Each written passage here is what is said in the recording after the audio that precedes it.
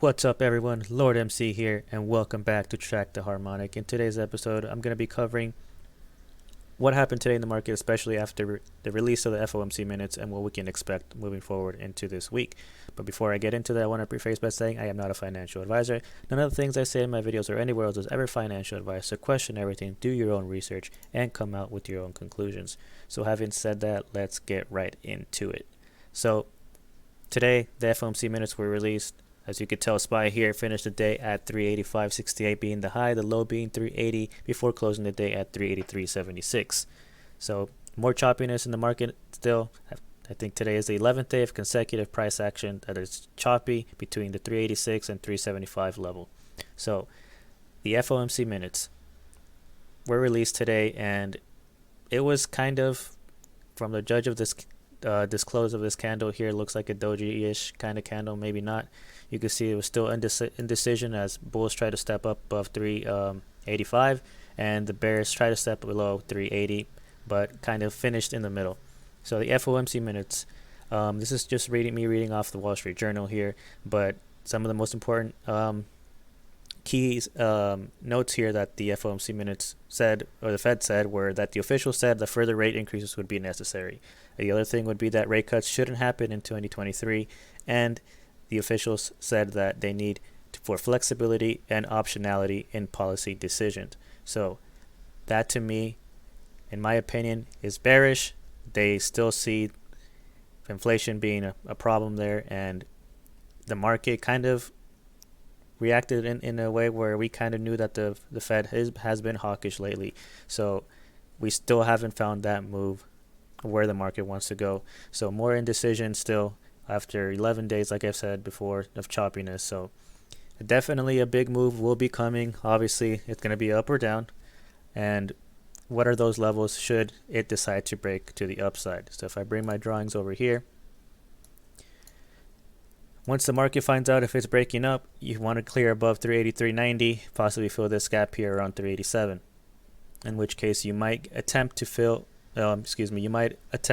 push up and test 390, and which would look like it would complete the right shoulder here off of this head and shoulders pattern here on the daily for SPY.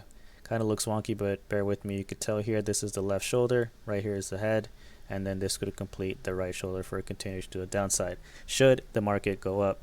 I don't know that it will go up, but once that direction is picked, you definitely, for the most bullish case scenario, if you break up off of this consolidation period here, you definitely want to break above 390 to be bullish on SPY and continuing the market to push, maybe to test around that second gap fill around 376, and maybe testing 400 off the 200, the 398 here. 398 would be the 200 EMA, maybe test 400 down the line, but who knows if that's going to happen. If the market decides to break off this consolidation period here to the downside, the next level of resistance here would be 381.74, which, as you could tell here, has been just a choppy level here for the past 11 days. Should you lose 381.74, you can come down to test target one off of this bearish shark pattern here on the daily. You come back down to 379, and if you lose that with volume, you can potentially test here 374.67, and then the last level of support for the SPY 371.67. Before more capitulation, you test 352.17. In my opinion, if you come down anywhere on these levels here, you will most likely test October lows for possible spring. But if you don't hold that level there, they could be very concerning for the market. So we definitely have to keep an eye on that. I just wanted to quickly cover here the weekly, remove my drawings, and where we're at. In the weekly chart here, we have a bullish deep crab, where still volume is decreasing on the weekly, but at any given moment that this thing can spike up. And the weekly here, 200 EMA is around 370. So see if it decides to test that within the next couple of days, or if we just have to wait for the next economic calendar report, which is CPI. So we will definitely have to keep an eye out on that. Let's jump right into the triple Qs. So the triple Qs finished the day at 265.74. Same thing, hovering, consolidating here off of this bear flag. consolidating above this XA here at around 260, 264-ish. So what can we expect here? If NASDAQ, like I've said, is very close, the 626 losing 260 level here, you come back to test hop at 256, and you're more than likely going to test the October lows here at 254.26, and if you lose that, you might capitulate more further to the downside. So once the market decides to break out of this consolidation period here, if you're going long, if you break to the upside, the next level of support would be 272, 275, and then 276. You definitely want to break above 276 to possibly test target 1 at 289 and then 292. If you fail that, like I said, 260 would be the next key level that it's trying to hold on to. As you could tell here, on Wednesday it bounced off of this 260 level here and continued to push up between where it's currently trading at 264, 265. So definitely keep an eye out on the NASDAQ, as this is very dangerously close of crucial key levels here. Jumping over to the Dow Jones. The Dow Jones here finished the day positive 0.40% for the day, high being 334.04, low being 330.20. It did close on a doji, very indecisive of where it's trying to go to. You definitely want to stay above 333.06. If it decides to also break off of this consolidation period, you break 333, you could potentially start coming up here, maybe 343 for the most bullish case scenario, to continue pushing up to test 357 and then filling down that gap to the upside around 360. Now, what's interesting here is that the EMAs here are starting to curl up together, so it's getting very, very tight.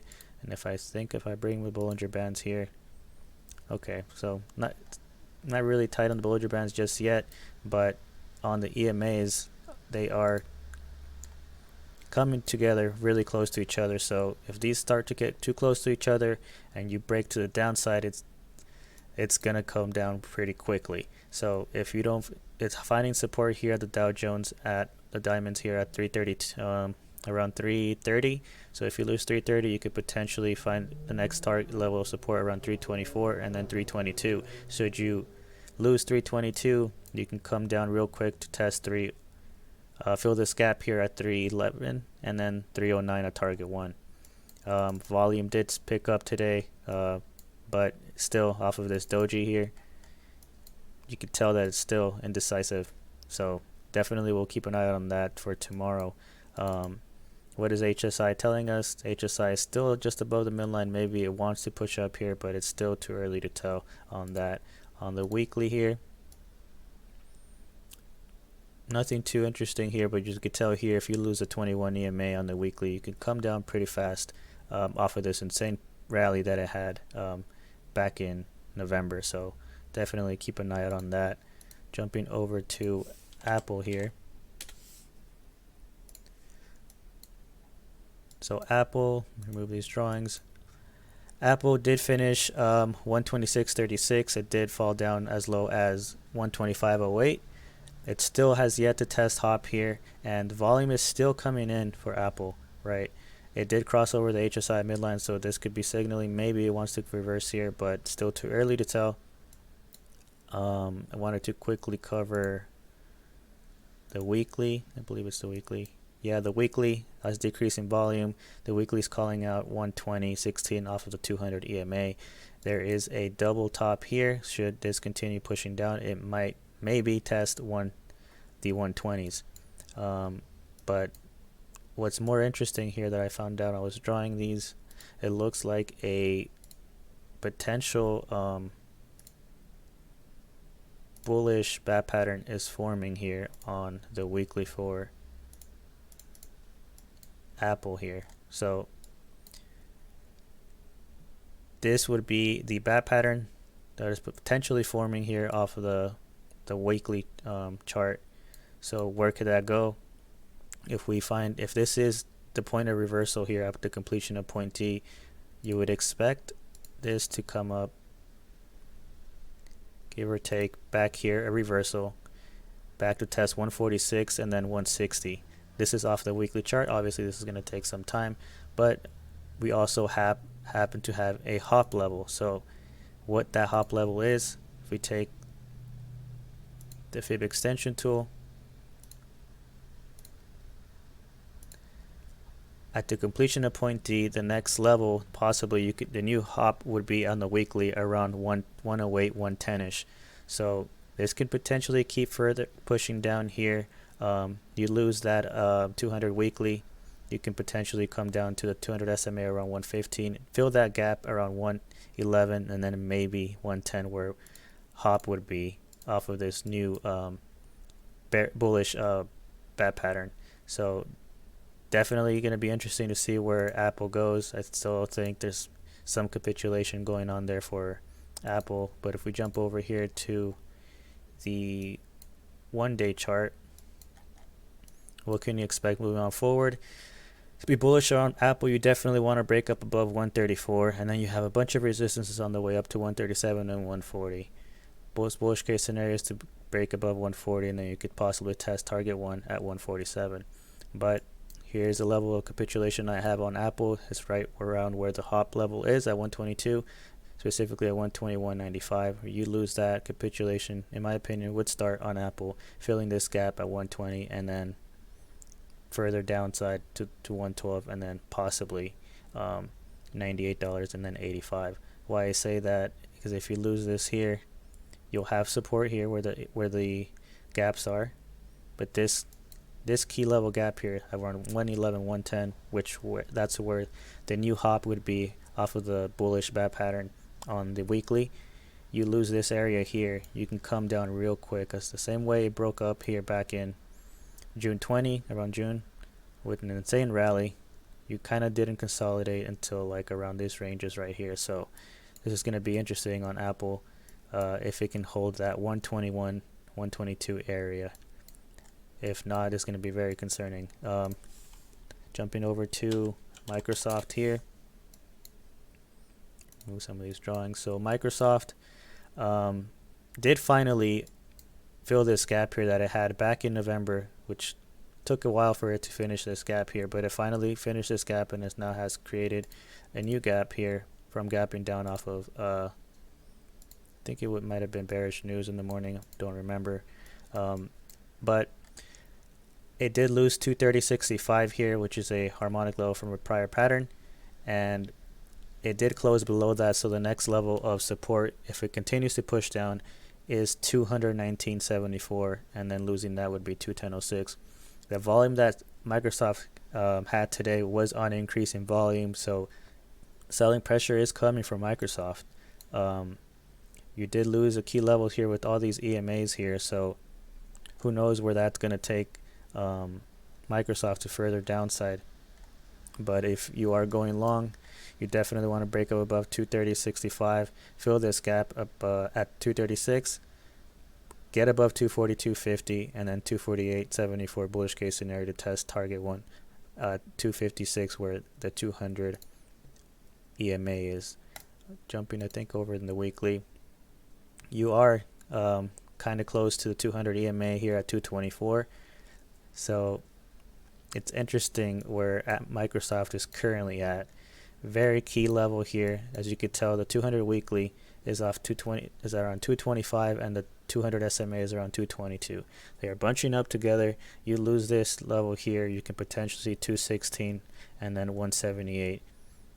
So key levels, very important key levels as well on Microsoft to watch out for. So definitely keep an eye out on that. Jumping over to Tesla.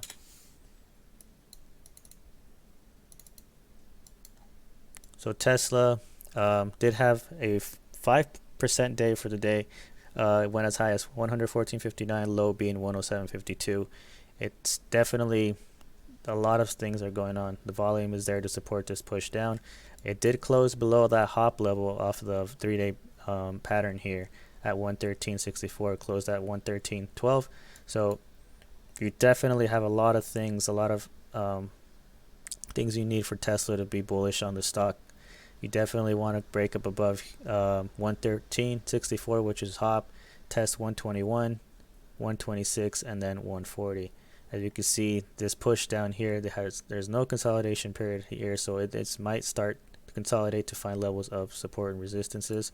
But if not, if you can't break this hop level, you might come back to test $92 and then fill a bunch of gaps to the downside.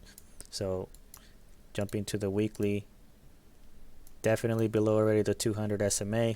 You are, like I said, on hop off of this bullish Gartley, and you potentially, you did close just above hop, but you're still at very close to hop, and a capitulation, more capitulation could start if you don't hold that level of support for Tesla.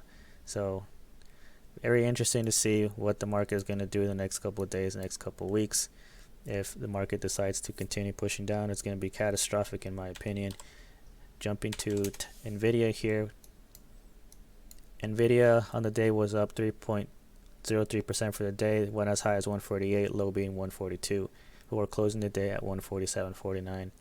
So NVIDIA is also at a key level here, where if you lose 143.41, you can come really quick down to test that 134.64. It's been holding on pretty strong here, but it's bear flagging. So what can we expect pushing on forward? You do have a 20 crossing over the 50 to the downside here, so the EMAs are curling up together. So let's see if this holds. There's a bunch of resistance here, but if you clear this level here on NVIDIA at around 154, you could possibly see 168, 170 here real quick. But if not, you lose 143.41. The next level support is 134, and then capitulation would start again with NVIDIA if you lose 134.64. Just like it did when it broke over here 134, you came back as low as 107.